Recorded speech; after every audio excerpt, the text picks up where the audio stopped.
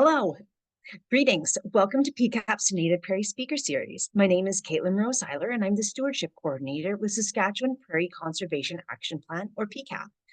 Today, Renny Grilz, the 2024 Nuffield Canada Contemporary Scholar, will be speaking about growing Canada's native seed industry, insights from a Nuffield Canada Scholar's European journey. Before we get going, I'd like to start by stating we respectfully acknowledge that we are on the traditional territories of many Indigenous nations and communities, past and present.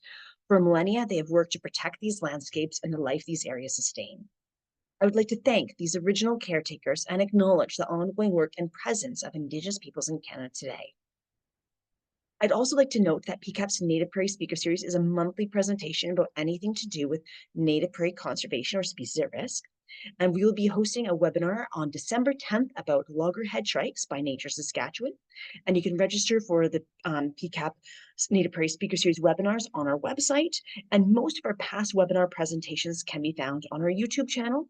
And this webinar will be uploaded there in the near future.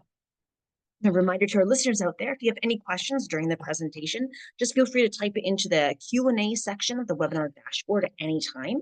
If you're on a cell phone, you can send your question by chat to the organizer, and questions will be answered towards the end of the webinar. You'll also be welcome to comment on other people's questions or upvote them if you have the same question as well. I'd like to take a moment to note that financial support for today's webinar is provided by our presenting sponsors, Canadian Forage and Grasslands Association, North American Helium, Nutrien, Saskatchewan Cattlemen's Association, and SaskTel. And many of you may know that Renny wears multiple hats, but today in-kind support has been provided by Blazing Star Wildflower Seed Company. So without further ado, I'm honored to be able to introduce today's presenter. Renny Grilz, P.Ag, is the 2024 Nuffield Canada Contemporary Scholar and has been undertaking a year-long project to explore native seed product and seed banking to grow the native seed industry in Western Canada. He spent 6 weeks this summer meeting with native seed producers, restoration practitioners, and seed banking programs in England, Ireland, Northern Ireland, Germany, Estonia, and Latvia, including the Society for Ecological Restoration Europe Conference in Tartu, Estonia. This fall, his study expands across North America, beginning with the CER North American Conference in Vancouver, and then moving to the Native Seed Network Conference in Arizona in February, and meeting with seed producers throughout the winter and into the spring. With 30 years in conservation, Renny serves as a resource management officer for the Meadows Valley Authority in Saskatoon. He's a founding member of the recently created Native Seed Producers of Canada, and also co-owner of the Blazing Star Wildflower Seed Company. His Nuffield project focuses on developing native seed networks and establishing a native seed bank in Western Canada, furthering prairie conservation efforts. And there's a lot more than that. He's won many awards, too many to list. But with that, I will pass it over to Renny. Okay, thanks, Caitlin. And I'm going to share my screen.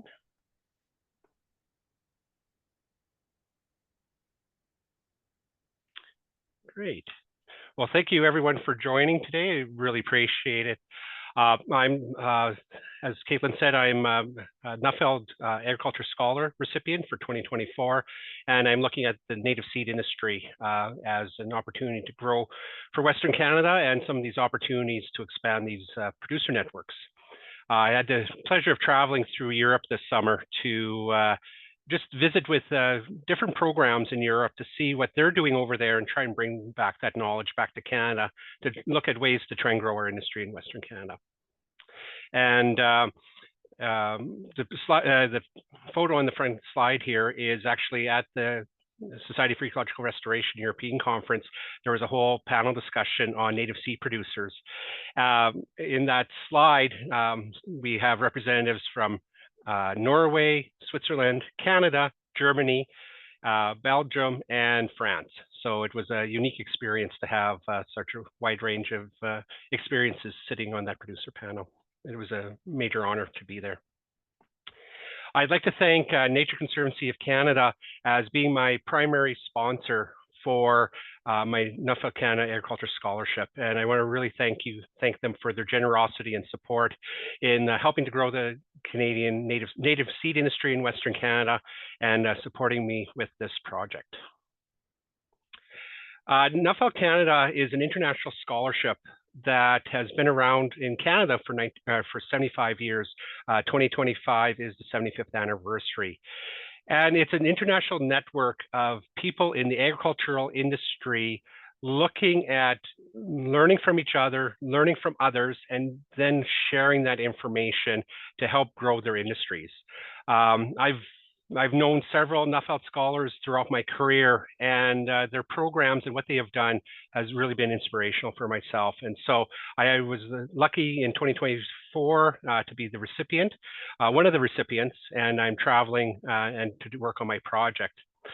Within our cohort in 2024, we have Cheryl, who's right beside me in that photo. She's from Ontario and looking at agritourism. Tatum, who's standing in front of me, she's actually from North Battleford here in Saskatchewan, and she's looking at Indigenous agriculture. Right beside her is Lauren from Ontario. She's looking at on-farm cropping trials and other practices working with crop producers with in-field trials. Matt McIntosh is behind her, and he's a journalist from Southern Ontario, and he's looking at balancing agriculture and conservation in his part of the world. And then right beside him is Sally. She's from P.Ag, and she's looking at regenerative grazing practices for her farm. In the middle is our chair, Steve Rock from Alberta, and he's also my mentor on my project. So we have a great team this year, and there's actually a new group of cohorts as well for 2025 with 2 recipients from Saskatchewan. So we're really well representative within this organization. Within Nuffield, it's a network of scholars from around the world. And so in 2024, there was 100 of us from 16 different countries, 6 different continents. And and studying everything from, there's a tulip farmer from Tasmania to Zimbabwe. There's a gentleman looking at working with local communities on conservation agriculture, to a conservation grazer from Wales, to a tea farmer from England. So the diversity is huge and wide, and it's a great experience to learn from each other, share ideas, and help foster and grow that global agriculture community. So my project is looking at 2 main questions. How do we expand the native seed industry in Canada to meet these global biodiversity restoration goals? In 2023, the Global Biodiversity Framework was created, or 2022, sorry, Global Biodiversity Framework was created with a goal of 30% of degraded habitats restored by 2030.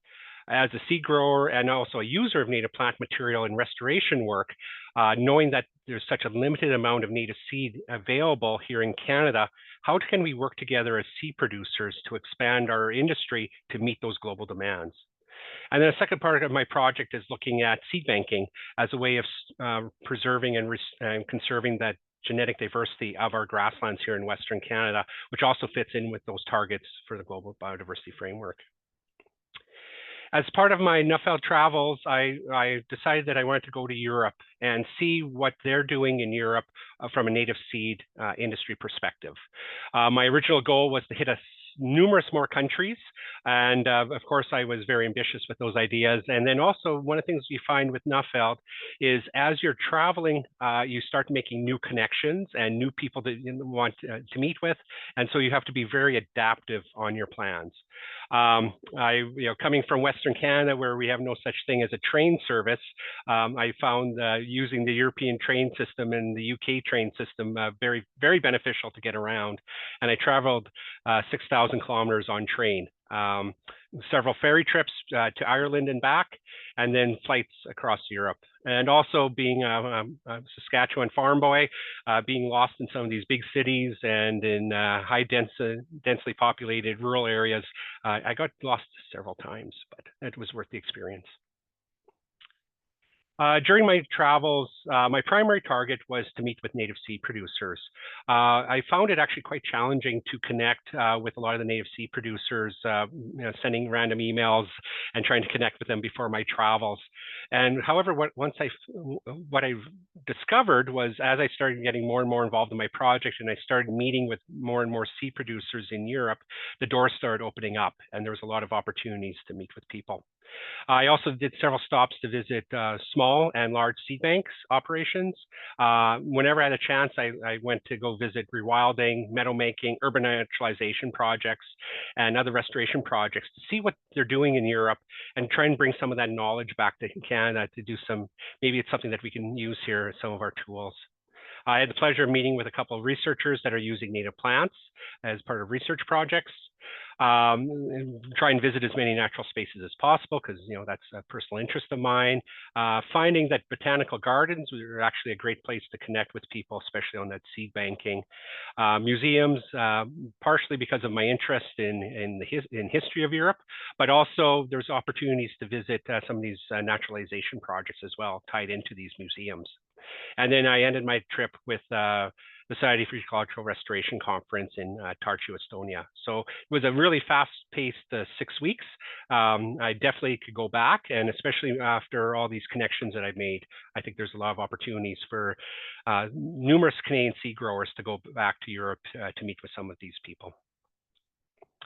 One of the things that I found as I was traveling through Europe was wherever I went, there were naturalization projects going on, and it could be in small little communities, could be the larger city centers. There'd be a series of different either pollinator habitat creation, art installations, demonstration projects, green roofing, just a wide variety of different projects, and something that we don't see here in Western Canada, but it was very inspiring. Things like pollinator gardens at Trinity College in Dublin, tied in with a whole classroom work, to a pollinator garden right at the gates to Buckingham Palace. I found that quite amazing that the royal family has been really instrumental in England and the UK on native seed industry and pollinator habitat and rewilding. And so I took some inspiration with that. Walking down the street in Hanover, Germany, I found a green roof on top of a garbage can stand. They put a little sedum platform on top of a garbage can, and all series along that street had these little green roofs across these garbage cans. And so I found that very fascinating. Naturalization projects at different locations throughout urban centers. And then my home base, actually, when I was in England, was down in Worthing on the south coast. My aunt retired there. And so this wilding walk was an art installation in the dog park that she takes her dog every day. So, and that was 2 blocks away from her house, right? So it's really wide and far-reaching, a lot of these urban naturalization projects that occur in Europe. And something that we're seeing occurring here in like Saskatoon and Regina and other major centers in Western Canada, but not to the same scale that we're seeing in Europe. Also, I was when I was in Tartu, just the naturalized boulevards along a lot of the streets. They were planting wildflowers and native grasses in those areas. Also, at the train station in Tallinn, Tallinn has a series of pollinator habitats that they're trying to connect together, and it was quite interesting to see that. I also had to take a picture of Circle K in the background, good Canadian company in Estonia. Also, what I found is, a lot of the native plants and wildflowers in Europe are also medicinal plants, right? And they were used over the years as medicinal plants within their home country. And so a lot of sites, when you went to museums and other areas, they would have these herb gardens and talking about the different species. And quite often these herbs would be wildflowers. And in this picture, there's teasel. And in behind that, though, is wild parsnip, which here in Canada, teasel's proposed to be on the prohibited list in Saskatchewan for noxious weeds. And then wild parsnip is actually a noxious weed listed in Saskatchewan. Throughout my travels, I stopped at quite a few botanical gardens whenever I was in a major city, just to see, just to get an idea of the work that they're doing, the local flora as well. And one of the ones that I found really impressive was in Tartu, Estonia, where they actually had dedicated an area within their botanical garden to showcase the native flora of Estonia, and also setting it up by each little ecosystem type. And Estonia being more of a boreal forest type country with some intermittent grasslands and shorelines, there was a lot of demonstrations of the different forest types and understories in those areas. What I found very interesting, a lot of the circumpolar species that we find here in northern Saskatchewan can also be found in Estonia. But I thought that they did an excellent job in showcasing the native flora of Estonia, and something that we don't have here in Saskatchewan. These botanical gardens that are a place to showcase our native species or native ecosystems here in Saskatchewan. I spent a day at the Kew Botanical Garden at Wakehurst, where the Millennium Seed Bank is, and they also have a huge botanical garden. As I was wandering around, I found they have a native North American prairie that they've created, and they had a sign with prescribed fire. And if anyone knows me, I'm heavily involved in the world of prescribed fire, and I found that very fascinating. And then as I started walking through their native prairie, realized they were missing a few components, especially the grass, and they targeted mainly tallgrass prairie wildflower species. And so I met the landscaper who worked on the project, and we had a great discussion out in the rain for about an hour, talking about what his project. He had never seen a prairie before. He had never talked to anyone that has any experience on native prairie, and so we had a great chat on some of the work that he could do to help enhance his site. And we also had a great discussion about prescribed fire as well. So it was interesting to see that influence of and that education of our grasslands here from North America in England. One of the things, when I first actually got to England, I went to a project called the NEP Rewilding Project. And pictured here is Charlie Burrell. He's one of he's the founder of the NEP Rewilding Project, and actually one of the sort of the leads or key people in the rewilding movement in Europe. And coming from North America, where we've lost our main grazer, the plains bison, but we've replaced it with surrogate grazers like cattle, sheep, horses, and we still have a lot of these natural processes in our ecosystems. In Europe, they have lost a lot of those processes. And so I attended a workshop on rewilding. I attended a couple other sessions on that site as well. And just seeing what the work that they're doing to bring back the natural ecosystems through landscape management. Some of the work that they've done at NEP is they've brought in a species of pig, and not wild boar, but a tame species of pig to act as that wild boar species to root around and dig around. They've brought ponies in, they've brought different species of cattle to do those grazing management, and they've also brought beavers back to manage the riparian systems. And it was a very interesting to see this and talk to the people there that are working on this project on how they're trying to create return these natural processes through their systems in England and other parts of Europe, and using the existing animals that they have available to create those natural processes. There is a lot of work here in North America with returning plains bison to the grasslands and other mega fauna as well, but yeah, this was a different approach, and it was very interesting to see. Also, what I found interesting with the NEP Rewilding Project is the whole agritourism and ecotourism aspect of the business that they've created. They have restaurants, they have glamping spots, they have workshops, trails, and other businesses that they've created to help support their rewilding project. And I think it's a very interesting model for us to look at here in Western Canada from an agricultural conservation perspective. I had the pleasure of being connected from one of my fellow Nuffield scholars in England. He connected me with Dan Carney. Dan is he's working on a Churchill Fellowship, and his project is looking at meadow making. And he spent 9 weeks traveling around Europe, meeting with different people across Europe and different countries to see what they're doing on meadow making. And so I was fortunate enough to spend 2 days with Dan touring in the Grouse Moors region up in the northeastern part of England, and seeing that landscape, learning from him on meadow making woodlot meadow making as well, and some of the different perspectives. It was very fascinating.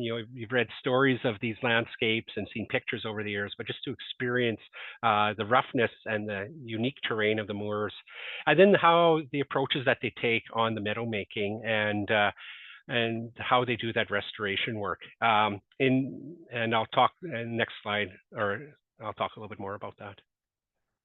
One of the secret ingredients in the meadow making and these urban naturalization projects is they have species that are native to their ecosystems that are hemiparasitic or to grasses and quite often forb species or legumes, that they can go in and spread species like yellow rattle into these grasslands, which will feed on the roots of the grasses and say legumes like alfalfa, and then it'll allow the flourish of the native wildflowers and native grass species or native wildflowers that are added into these meadows.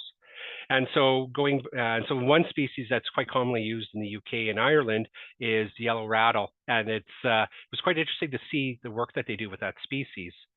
So if we back up the slide to this potential project that Dan was working on with the landowner, they would take an area of hayfield, either graze it right down, hay it right down, scarify it with heavy harrows, spread in the wildflower seed and spread in the yellow rattle seed. And with their ecosystem and with the precipitation, they have lots of rains in the early winter into March. The wildflowers germinate, the yellow rattle germinate, and all of a sudden you got this instant wildflower meadow. And the yellow rattle suppresses the grass growth, so the wildflowers grow taller. And it was very fascinating. It's something that we don't have species here in Western Canada for that. Definitely, I think yellow rattle would be very invasive here. But it's interesting to see how something simple as one key species in the ecosystem can help bring on those big wildflower flushes and those big wildflower blooms in those communities. When I was in Estonia, we went on a day trip down to Latvia, and we met with a gentleman who's with Becca's Farms, and he's doing a combination of rewilding and then also meadow making on his farm. And he's done a lot of work with the EU Living Project program, and they've really determined that his land is an ecological gem. And so he's working with partners to try and make his land more ecologically rich, using grazers and other techniques to try and really enhance that biodiversity on that site. And what was interesting though, as we're walking through these pastures, they reminded me of our parkland pastures here in Western Canada. There's actually a lot of the similar species in them, like our Kentucky bluegrass and some of our legumes, which are actually native species in Europe. And it was a very fascinating trip and discussion on that tour. It was interesting too, is Dan Carney, who was on his Churchill Fellowship, recommended that I try and meet up with this guy when I'm in Estonia, and it actually turns out that as part of the field trips, we were meeting with him. So it was how these small worlds coincide. I had the pleasure of spending a day or a day and a half actually with Fred Eichmeyer. He's a native plant breeder, and he started out as a forage breeder in Germany, and he went out on his own looking at native plants. He's actually my sister-in-law's long lost cousin from Germany, and so she sort of connected us together. And it was a very fascinating time spent with Fred. He's working on various native plant species to develop for industry and for different projects. He actually also uses a lot of seed banking services from a lot of different countries as well for his projects, and so there's that connection back to the seed banks. And also he works with a lot of native seed producers for growing plants out to be used in those native seed productions. And so he's based down in Bavaria region of Germany. So one of the projects he's been working on for quite a few years is using the species Russian dandelion, which is different than our common dandelion or the European dandelion, which is our weed here in Canada. But the Russian dandelion is a smaller rooted species and a little bit different composite flower than the common dandelion, but it has a really high latex content in the roots, and naturally 3 to 4% latex. The breeding work that he's been looking at is trying to isolate that latex and increase it and develop varieties of the Russian dandelion. His original seed stock came from the St. Petersburg, Russia seed bank several years ago, and he's been working on this project with a partnership with Continental Tires to try and isolate that latex and then have it available for industry as an alternative to synthetic rubber. And so, yeah, very fascinating, just the whole breeding process. He walked me through that, his field trials, his greenhouse work as well, and very interesting. He's also working on some other species as well, and this is just an example. One that he's been working on for a long time is arnica. Arnica is, we have arnica here in Western Canada. Arnica is used in Europe as a medicinal plant, a pharmaceutical plant, but also it's becoming increasingly rare, and it's actually a red listed species through the ICUN in Europe. And so he's trying to develop varieties of this species so that people aren't wild harvesting the seed or the plants for the industry, and that and they can be grown out in production plots. He's also looking at stinging nettle as a potential for the fiber industry. And one of the things that he's finding is stinging nettle has actually stronger fibers than hemp. And so there's a whole potential to use stinging nettle as part of the fiber industry.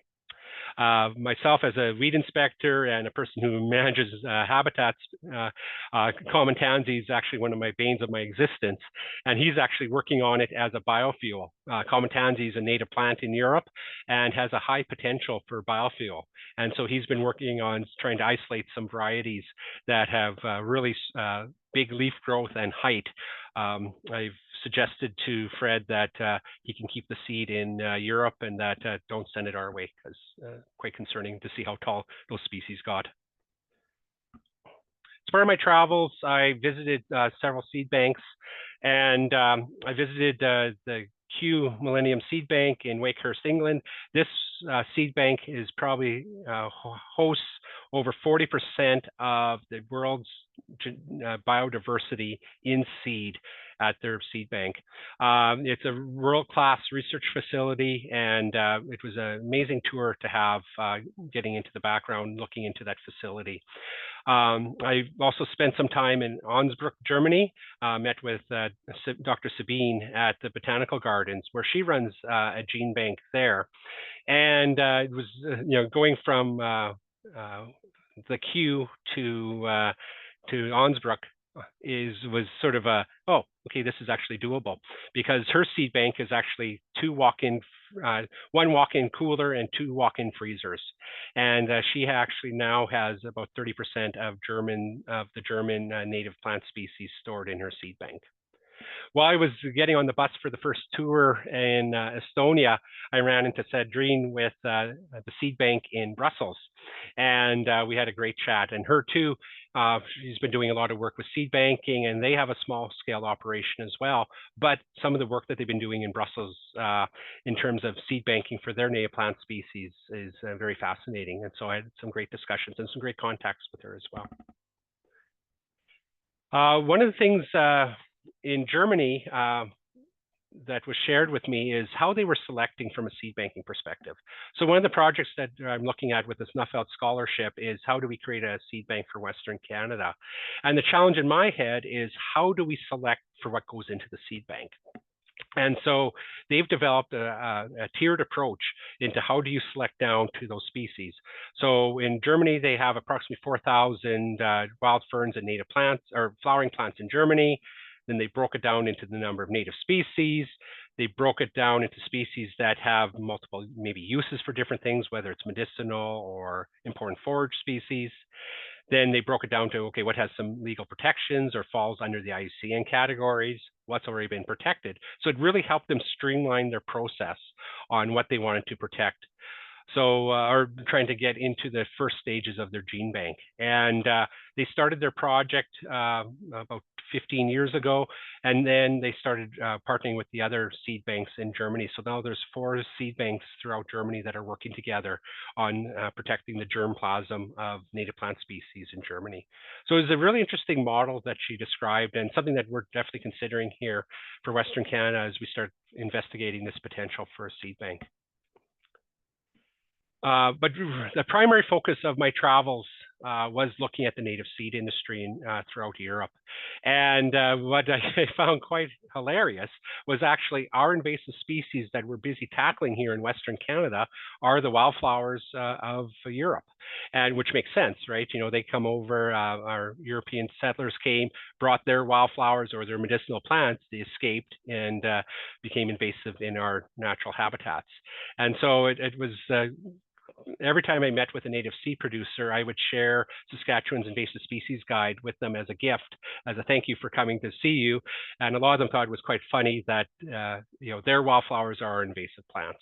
So the one blowing in the wind there is actually a field seed production of purple loosestrife. One of the first seed producers that I met is Sandro Cafola in Ireland. Sandro is probably the most enthusiastic and impassioned person I've ever met in the native seed industry. He's been working in this industry for almost 40 years, and you know, one of the only few native seed producers in Ireland. And so he's extremely passionate, very knowledgeable, and he's been doing numerous projects throughout Ireland on restoration of highways and freeways, and getting native species into urban areas, but also protecting the genetic resources of a lot of Ireland's native plants. When you think of Ireland, how heavily modified their ecosystem has been over the last 2,000 years, a lot of their natural habitats have been lost. And so, you know, part of the work that Sandro's been doing is trying to get some of those endangered and rare species and try and get them into seed production and looking at it as a living seed bank. And so you're a very impassioned person and a real interesting character to meet with. I highly recommend you visiting his website, wildflowers.ie, and I'll sort of give you a taste of his personality, but it was a great time meeting with him.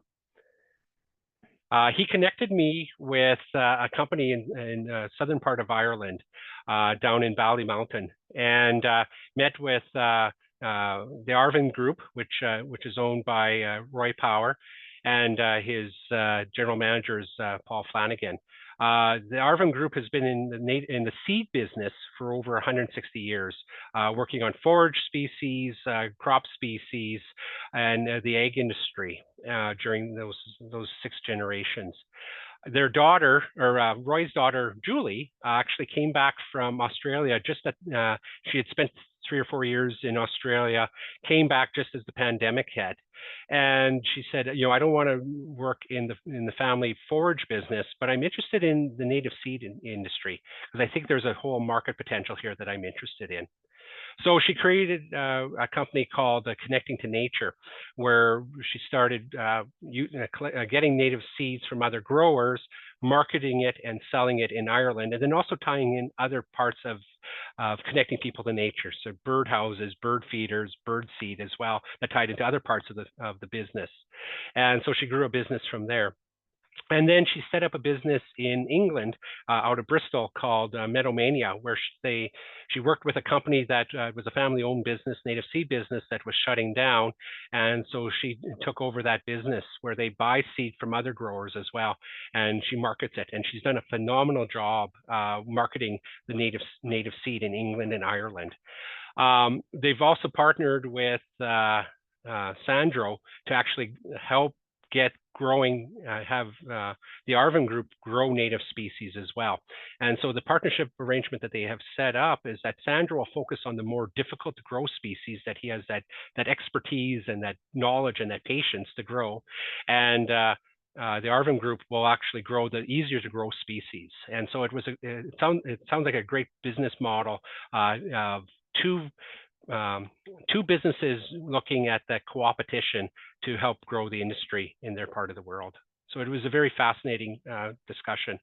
Actually, on the flip side, Paul Flanagan, who's their general manager, before I got back from Europe, had sent me an email in late August that he was going to be in Canada, in Edmonton, in mid-September, and that he was wondering if he could stop by and visit me in Aberdeen. And so him and one of his colleagues met with me in Aberdeen to see our native seed business, but also to pick my brain to see what I learned during my Nuffield travels, and so that I can share that knowledge with him and their company. So it was sort of seeing these connections was very interesting. When I was with Dan again, we met with a gentleman named Paul Muto. And Paul's actually has had an interesting career. He's actually spent time here in Canada. He's been in England probably for the last 30 years. He's working on a project now with the North Pennines Natural Landscapes, but he's also worked in the forage seed industry and also in Nature England, or Natural England. And so we met together to visit some of these sites in his area, but also a little native seed nursery and tree nursery, one of these natural areas in the Upper Tees region. And what was interesting is it's very similar to some of the work that's being done in Western Canada, where you have these small NGO groups or landscape managing groups that want to collect native seed locally, grow it out with volunteers, and then plant it back on their sites as part of restoration. And so we had a great discussion about ecology of England and how the seed industry works and how the restoration industry works. And it was a great visit.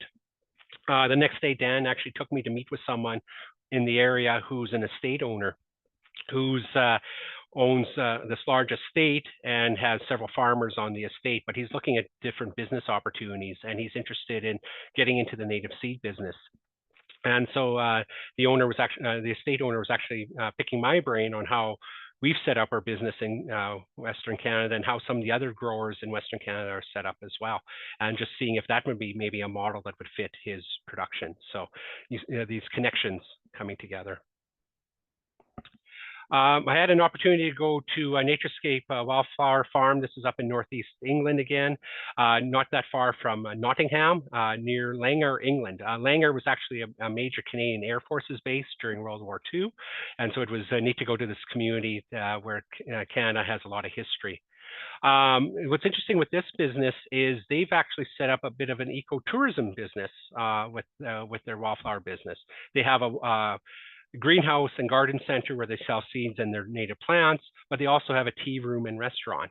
And they've opened up their sites for people to go hiking throughout their production, throughout their fields.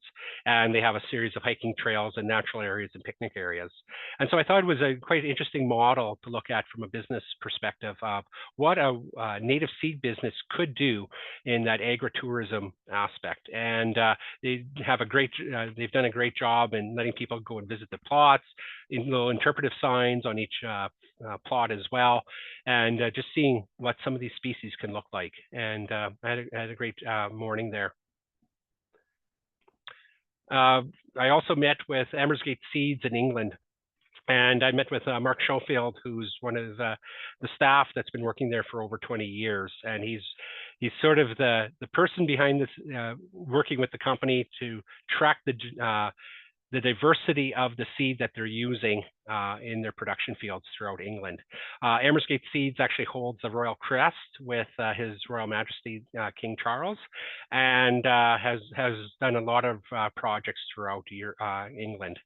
I was at the tail end of their seed production year, so I wasn't able to see any of their seed production fields, but I got a tour of their seed cleaning facilities, and also Mark spent a lot of time talking with me about how they track their species in their from wild harvested seed through their seed production plots, and try and keep that genetic diversity as wide as possible, and then also keep that genetic diversity based on regions where they collect the seed from. And so it was a great discussion on sort of keeping the genetic diversity of their native plants, and as a seed grower, how to do that in their production systems and their tracking systems. When I was over in Germany, down in Bavaria, I met with Ernst Rieger, with Rieger Hoffman. Ernst has been got involved in the native seed industry over 30 years ago as a family operation. And he's actually just in the process of transferring the business over to his two sons. He's really welcoming and opening, and spent a lot of time with me. We had, translator to help us back and forth. I don't speak German, and his English is a little bit broken. And so, but we spent a lot of time talking about the German native seed industry, European seed industry, how they work on seed production. So with Ernst, his operation, they grow native plants, grasses, and wildflowers on 100 hectares of land, but he works with 80 different native seed farmers throughout Germany and they manage approximately 2,000 hectares of land. So I want to repeat that, 2,000 hectares of native seed production that Ernst works with directly. So there's other seed companies in Germany as well, but that sort of tells you the scale of the native seed industry in Germany when you have that kind of scale of production. And so he walked me through their production facilities, their seed cleaning facilities, their seed storage facilities, and then also their tracking system as well. And I'll talk a little bit more at the end on how they have to track their species for different seed zones in different regions. And it's very complex. And that's why he has to work with so many seed producers, is because of seed has to come from certain seed zones. But it was a really interesting trip. The one picture in the corner there with the hand in the seed, that is actually creeping a container full of creeping bellflower seed. I was joking with him that I was going to drop a match in there and burn that, and then he threw a whole bunch into my hand. So he was bugging me that I'd have to cut my hand off before I got home to Canada because of all that seed. So in terms of his warehouse, because he's working with so many different producers and how much seed that he's bringing in, he took me through all his warehouses. And I think and he's not necessarily, he's one of the largest seed producers and seed companies in Germany, native seed companies in Germany. But the amount of seed that he had in his warehouse was more than the entire Canadian industry would have if we took all the forestry species, all the native forage species, wildflowers, everything. If we compiled it all into one warehouse, his would exceed us by far. And it was very fascinating to tour that and eye-opening on that market. One of the pictures that he was, or one of the things that he's really proud of, is some of his seeds actually went to the International Space Station for some research projects. And so I had to throw a picture of that in, native plants up in orbit being grown. I thought that was great to see, and I think that could be a life goal for some of us in the native seed industry. When we were in Estonia, we met with, we went on a tour of Nordic Botanicals. And so they're actually the only native seed producer in Estonia. It started by a project by someone with the University of Tartu. He had actually been a landscape architect instructor and talking about growing native plants in Estonia as part of landscaping projects. And, with having no source of local seed or native seed to Estonia, created this company where they were collecting native seed and then growing out for seed production. So he's now grown out the business. They're producing seed on 2 hectares of land and harvesting that seed. He has a series of summer students and seasonal help, and they also do wild harvesting of seed throughout Estonia. As part of the producer panel that I was on, there was a gentleman from Norway, and he's with their equivalent of Agriculture Canada in Norway, and he's the native seed producer for Norway. He's the only producer of native seed there as a project for their agriculture department. And so he's looking at trying to spin that off to a farmer to take on that business, but there's just no one interested because it's a new market and it's a new concept in Norway. And so what was interesting when we were touring the facilities in Estonia, there was someone there from Latvia saying that they were in the process of setting up a native seed business in Latvia. And so you're see these markets create and these businesses form in different parts of Europe, learning from other parts of Europe like Germany or England, and it's starting to roll out across the rest of Eastern Europe. One of the things that we're looking at as we're traveling around is seeing some of the different materials. And sorry for the picture of yellow rattle, that was a mistake. But looking at some of the different facilities or some of the different techniques for collecting seed and harvesting seed. So one of the places they had brought in a rice harvester from Europe or from China to actually go in there and cut off the plants and then bundle them and then take it in for threshing. The one picture that's covered there is actually, it's a tea leaf cutter. And so it's used to cut tea. And you hold the handle on either side and you walk along the row and you cut the plants down and then you can take it in for threshing. And something that I know for my business, that is something that'd be very helpful. One thing that in several places that I visited, they're using vacuums, large-scale vacuums for sucking up their fluffy species. So common dandelion, which is an invasive plant here in Western Canada, is actually a native wildflower in Europe and is really important for pollinator habitat and also, for salad greens and other uses. And so they go through with their big vacuum cleaners mounted on the front of a tractor, harvesting that seed. They go through every 2 to 3 days, harvesting that seed, and they go back again because it flowers and goes to seed again, and using it for other fluffy seed species as well. Many people that harvest wildflower seeds use small handheld vacuums like the old Dustbuster or the Milwaukee systems, and or even shop vacs, but seeing a vacuum at that scale to harvest dandelion seed was quite interesting. I got to meet the maker of the e-beetle from Switzerland, and he had a model there, and I thought I took a picture of it, but I forgot, so I pulled this off his website. And it's actually a self-propelled seed harvester that's battery operated, and for harvesting seed on those steep slopes in Switzerland. So, a lot of different techniques, but also what I found interesting is some of the native seed harvesting equipment that's been developed here in Western Canada by Prairie Habitats and now Great Plains out of Alberta are being used in Europe as well. So the handheld seed strippers and also the quad pulled type and also the tractor mount are actually being used in Europe as well. So it was interesting to see some of these Canadian seed harvesting equipment being used as well throughout Europe. As part of my trips and meeting with people was also talking to native seed producer associations. So in Germany, they have an association of native seed producers and plant producers. The acronym is VWW. And they've developed a series of standards and practices as a seed industry for the native seed industry. So labeling, regulations, rules, and they're working with third parties. They actually have a third party as their auditor, very similar to what the organic industry has in Canada. Is you have a third party auditor. They develop the rules and regulations. The third party auditor audits each native seed company to make sure that they're meeting their rules and regulations. They're then certified, and then they're allowed to use that their labeling. And so it was very interesting to see that approach to the native seed industry in Germany. England doesn't have that in place, but a lot of the native seed producers are using almost a similar process for their use. Also, Germany is actually split up into 22 different seed zones.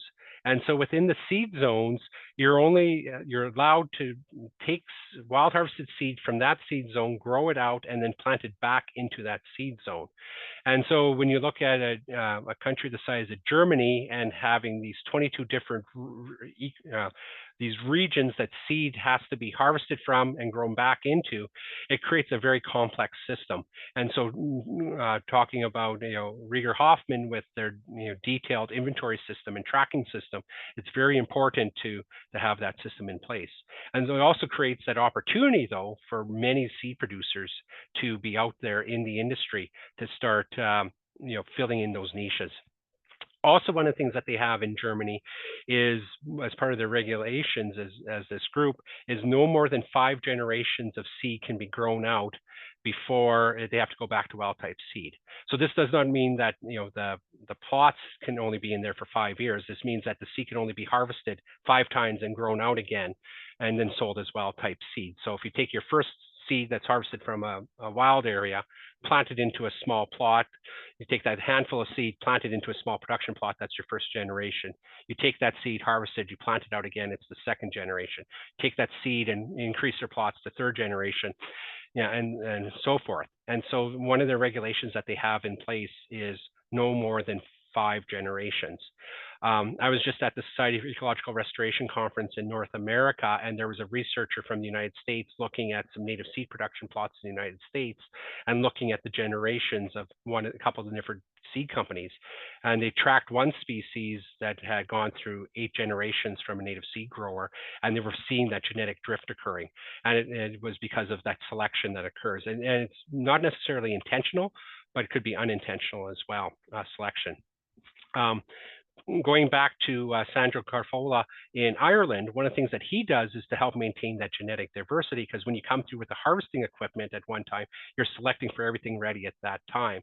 He goes into those plots 6 weeks ahead of time, and he walks through each plot 3 or 4 times before the main harvest and collects the seed by hand and then mixes it in with that final harvest, and so that he doesn't self-select for any harvesting period. And so, there's different techniques that can be done to try and keep that genetic diversity as rich as possible. One of the things that they have also is their own label and their own branding, and that they use for everyone involved with their seed. Also, here's an example of a label as well for them tracking how many generations. And so like this plant, this harvested seed is at the 5th generation. And then I translated in Google Translate what that certificate is. It's certified wild plant seeds. It talks about the inspection and who it's with. They also have labels for not just seeds, but also plants as well. So any plugs that are grown from native seed, and then also for the tree and shrub industry as well. So they've developed a whole labeling and quality assurance as part of their project, or for Germany.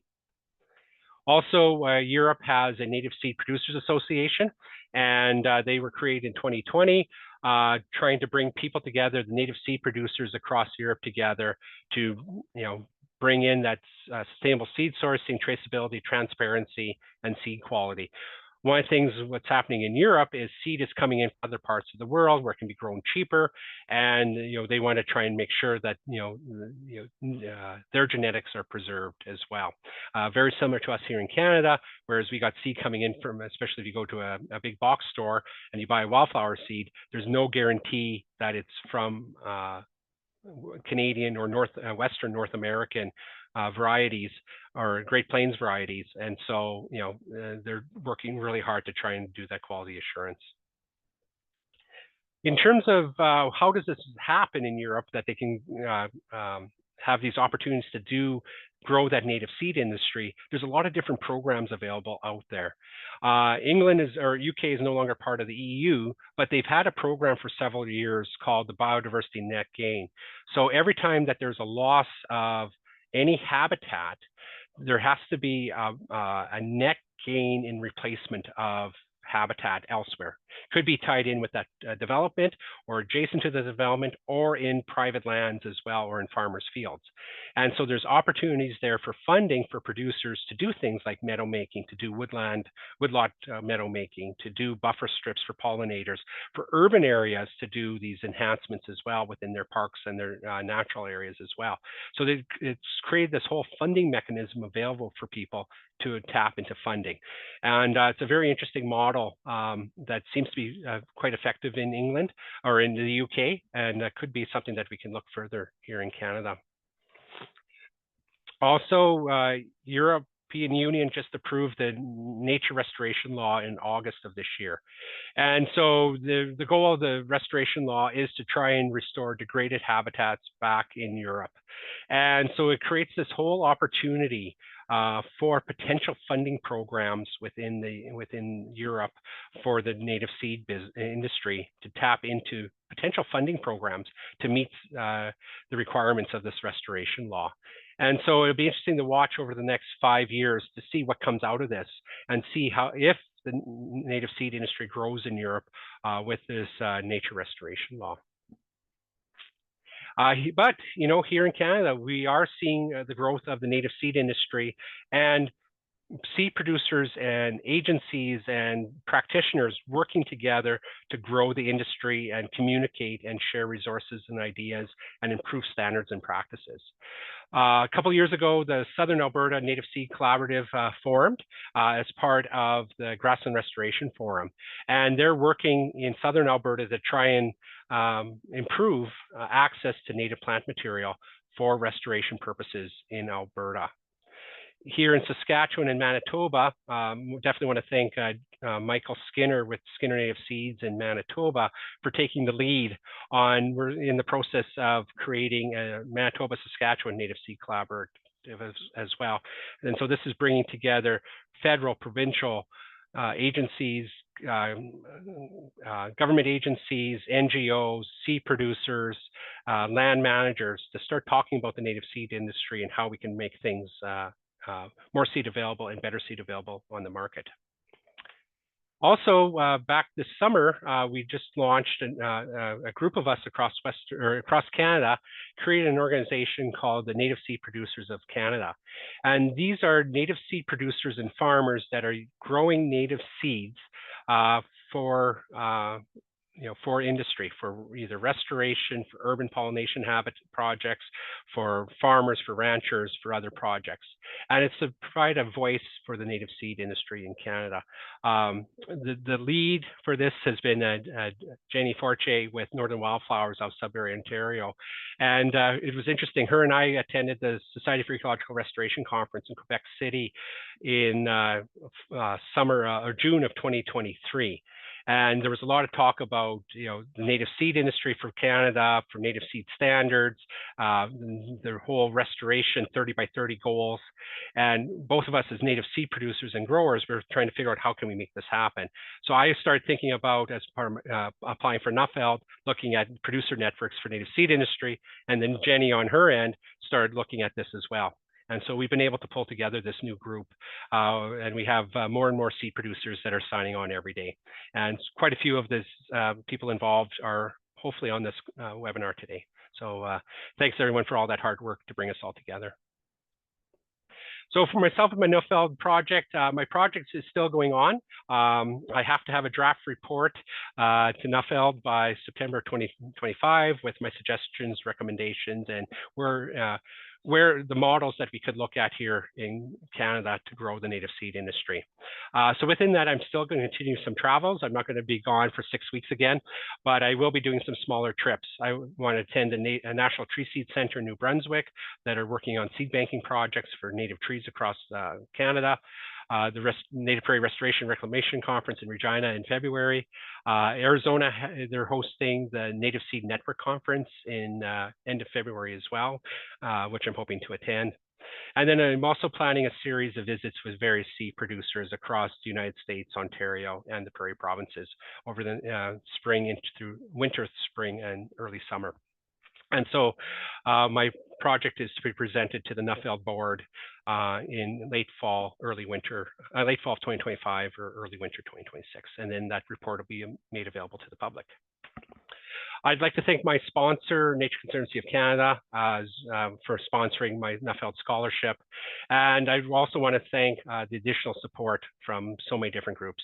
Sask Provincial Parks here in Saskatchewan, my full-time employer, Meadows Valley Authority, helping me attend some conferences and also granting me the leave to go to some of these travels and to help build the resources internally to work on this project. My wife's business, Blazing Star Wildflower Seed Company, also Brett Young Seeds. They're interested is because when they do projects, they get a call for native seed. They can't find enough seed on the market. And so trying to grow the native seed industry is something that they're very interested in. Native Plant Society of Saskatchewan, Society for Saskatchewan Environmental Society, the Ann Coxworth Fund. I'd like to thank Skinner Native Seeds and Alkali Native Plants for their support, and then KT Honey here in Saskatoon.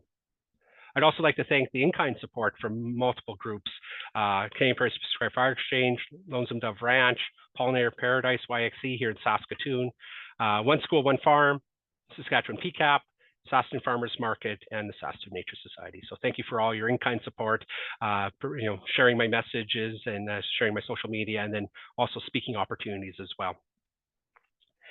So yeah, I'd like to thank everyone, and I especially want to thank my wife, Lisa, for giving me the time and to go and travel around the world, to go back, go out and learn.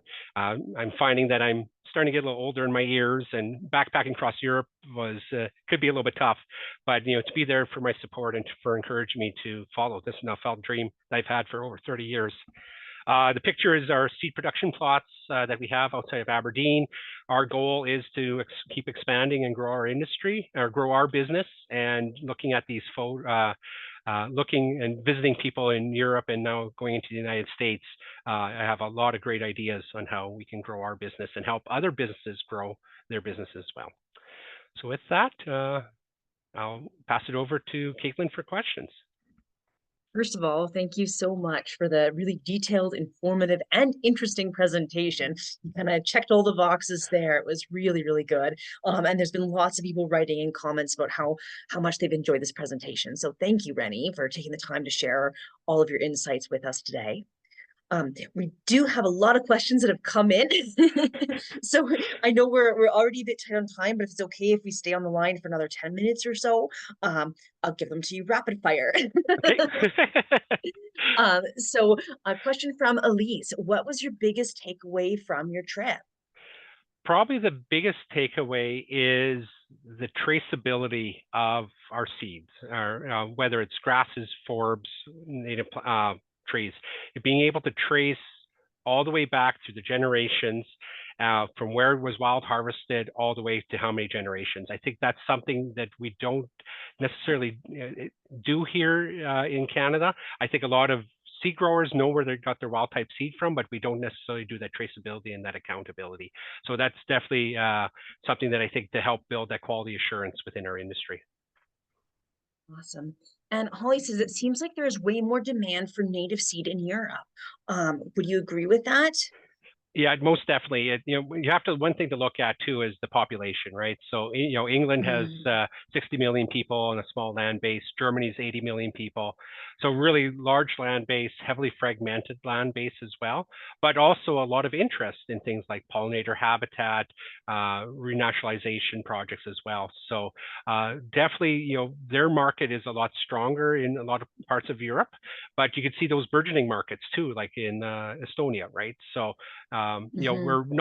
we're behind some of those countries, but we're still ahead of some of the others as well.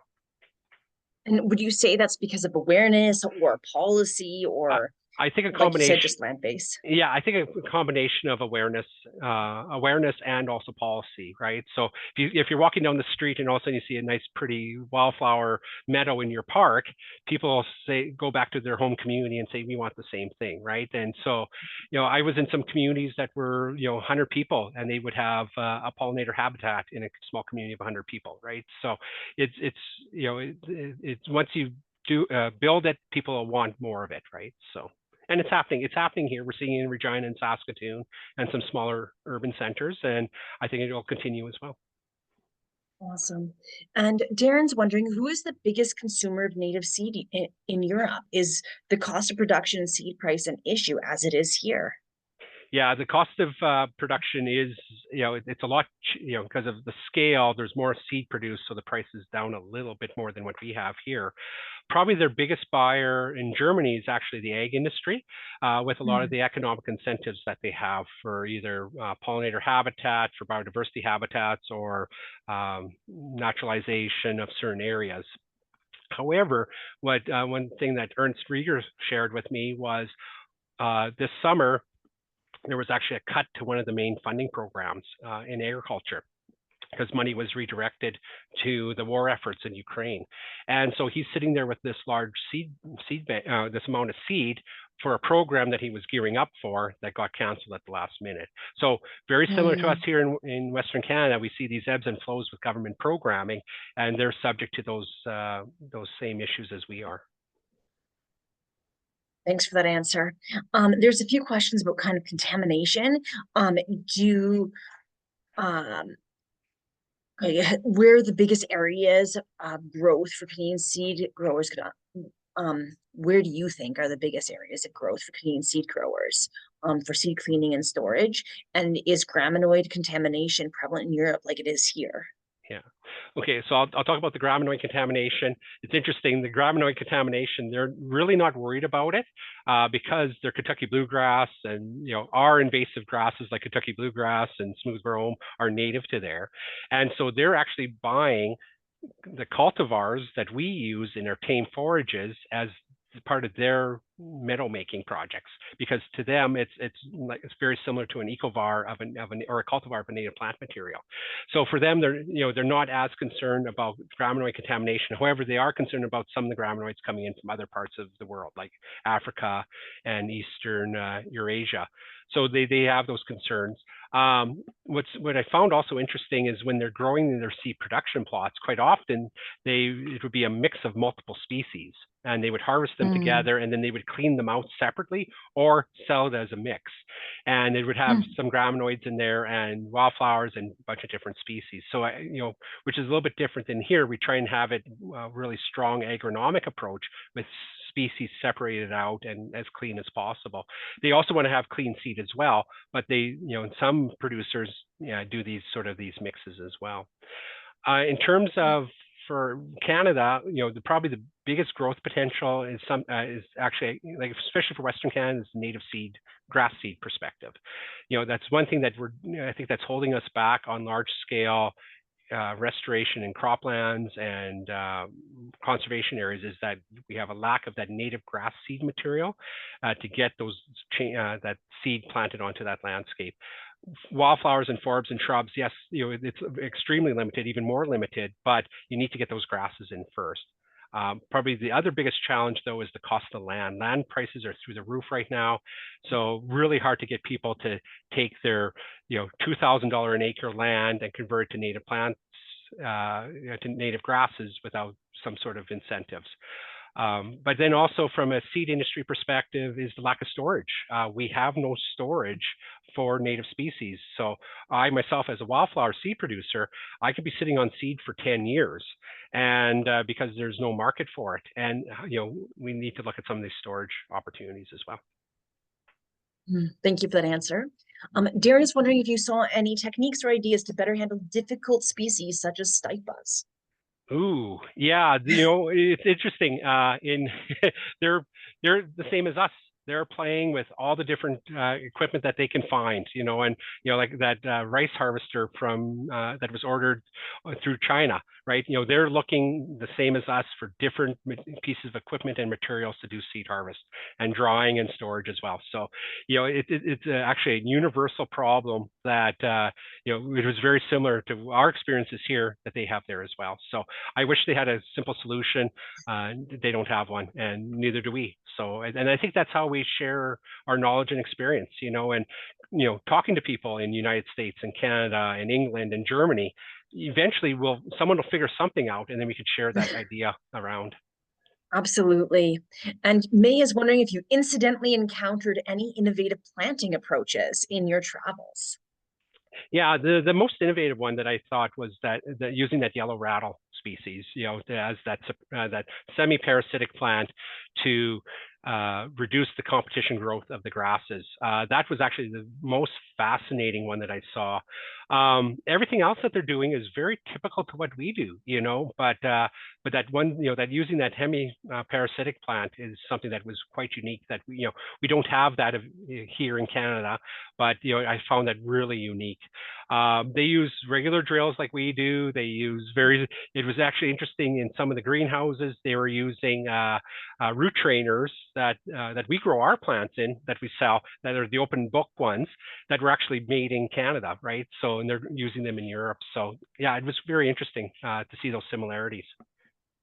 And speaking of yellow rattle, Chris is wondering if there's a plant species in Canada that would help rejuvenate shortgrass prairie, similar to using yellow rattle in Europe. I'm not sure. Then that's something that I want to look more into, and I think there could be a whole research opportunity, to see if there is actually something in our native grasslands that is creating that that relationship. We do have species like broom rape, which is semi-parasitic on sage plants, right? So there are these semi-parasitic plants out there, but I don't think we have the research done to look at it. Also, paintbrushes as well are semi-parasitic on plants as well, or some, and so maybe there's something out there that we haven't quite discovered that could be used and commercialized to help aid restoration projects. And sorry, there's so many questions coming in. No worries. I think it's Morgan says, I'm in the process of starting a dual company of growing and storing native plants and seed. I have one greenhouse up and I'll start growing spring 2025 in northern Alberta. And I guess there's been the Nate Boreal Research taught his or her community to harvest and store native seed.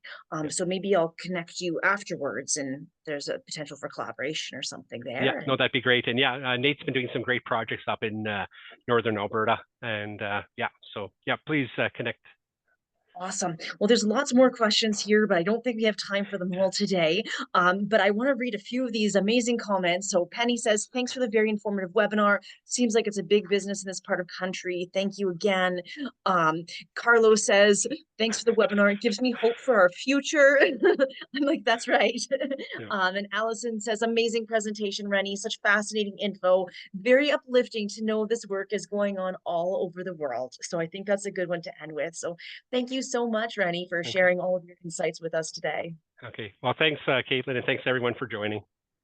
And thanks everyone for joining. When you leave today's webinar, there'll be a quick 1-minute survey. If you don't mind filling it out, it helps us keep awesome webinars going on into the future.